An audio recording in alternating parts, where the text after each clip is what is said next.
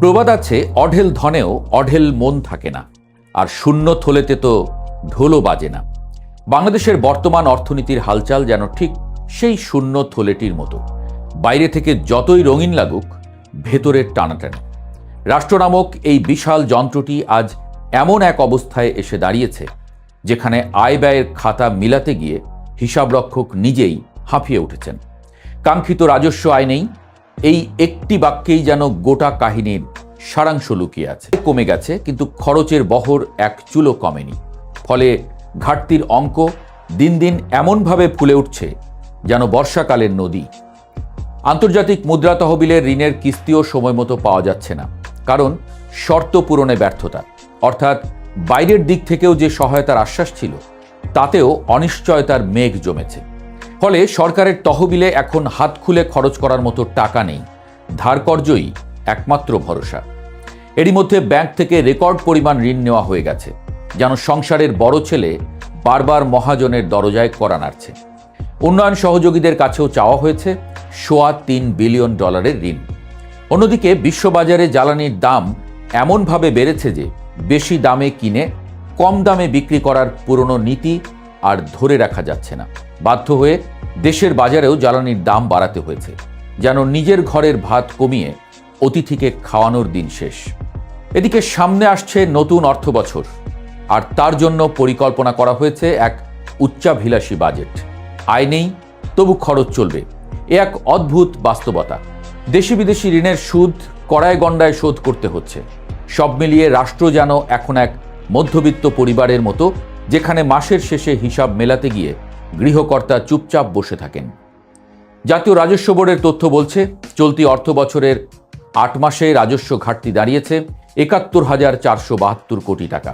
লক্ষ্যমাত্রা ছিল ৩,২৫,৮০২ কোটি টাকা, কিন্তু আদায় হয়েছে মাত্র ২,৫৪,৩৩০ কোটি টাকা, অর্থাৎ প্রায় ২২% পিছিয়ে। বাকি 4 মাসে প্রায় ৩ লাখ কোটি টাকা আদায়ের প্রয়োজন, কিন্তু বাস্তবতা বড় নির্মম।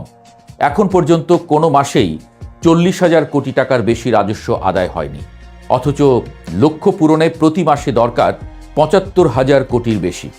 যেন পরীক্ষার আগের রাতে পুরো বই শেষ করার চেষ্টা।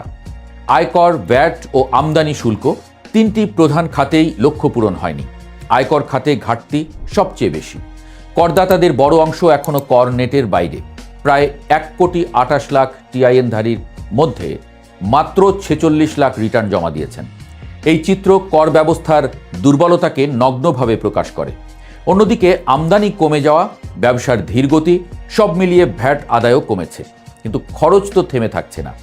রাষ্ট্রের কর্মচারীদের বেতন ভাতা, অবকাঠামো উন্নয়ন সবই চলতে থাকে। ফলে সরকার বাধ্য হয়ে ব্যাংক ব্যবস্থা থেকে ধার করছে।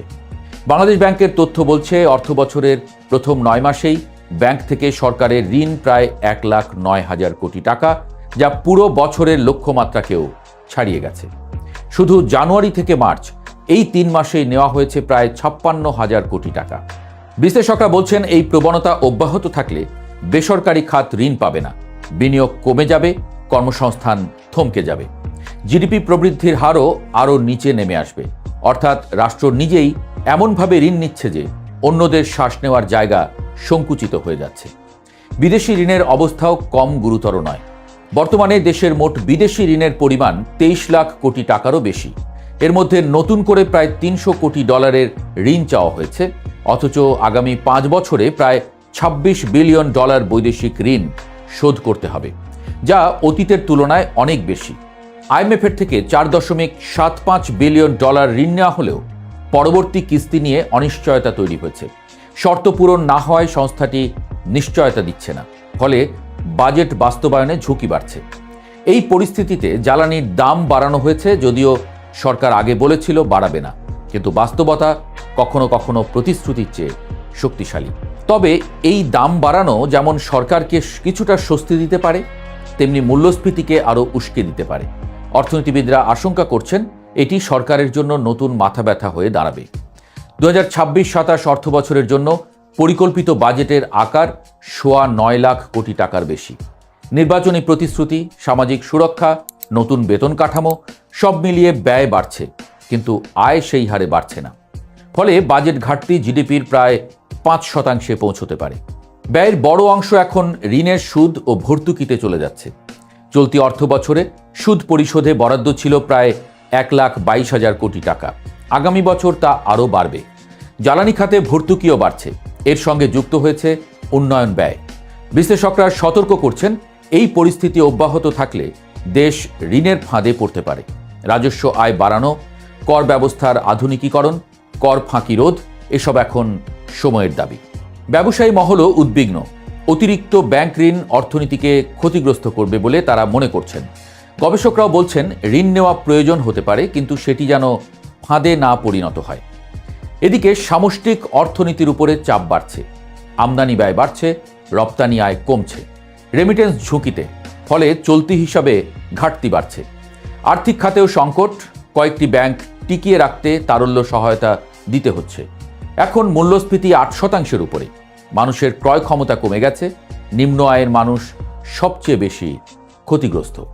ফলে বাজারে চাহিদা কমছে, উৎপাদন কমছে, বিনিয়োগ কমছে। একটি দুষ্টচক্র তৈরি হচ্ছে। প্রবাসী আয় কিছুটা স্বস্তি দিলেও রপ্তানি দুর্বল। এর মধ্যে মধ্যপ্রাচ্যের যুদ্ধ নতুন ঝুঁকি তৈরি করেছে। জ্বালানির দাম বেড়েছে, টাকার অবমূল্যায়নের আশঙ্কা বাড়ছে, মূল্যস্ফীতি আরও বাড়তে পারে। সব মিলিয়ে অর্থনীতি এখন এমন এক মোড়ে এসে দাঁড়িয়েছে, যেখানে পুরনো সমস্যার সঙ্গে নতুন সংকট যুক্ত হয়ে এক জটিল পরিস্থিতি তৈরি করেছে।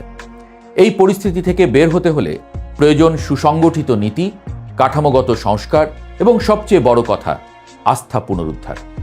মূল্যস্ফীতির গল্পটা শুরু হয়েছিল কোভিডের সময় থেকে।